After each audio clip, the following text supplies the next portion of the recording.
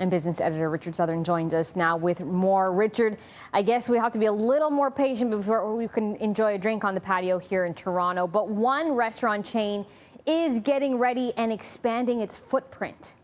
Big time, Janella. Tim Hortons says it is going to dramatically expand the number of patios it offers. And it could mean you'll soon be enjoying your Timmy's Double Double and Boston cream donut, perhaps in a parking lot. We're looking here at some renderings that Tim Hortons gave us about what the expanded patio situations could look like. So they're saying they're going to utilize some parking lots or some blocked off laneways. We got a statement in here as well from the chief operating officer of Tim Hortons. He says, quote, in the coming weeks, we are reopening more than 350 existing patios in Ontario and plan to significantly expand this number. Overall, we're planning to open upwards of 1,000 new patios across Canada by transforming existing outdoor spaces. So, Janella, that's big from Tim Hortons, and I suspect now with this news out of Queen's Park today that you're going to see restaurants of all sorts try and open a patio wherever they can, because those are the only ways they're going to be allowed to do business here going forward for the next little while. Yeah, and we'll have to see. I mean,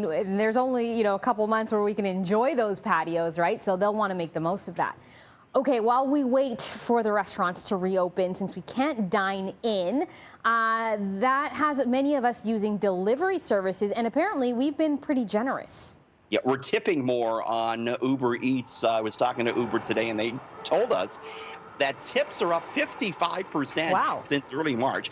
And Janella, Toronto has seen tip growth of 54%. Still, our city is nowhere near the most generous in Canada.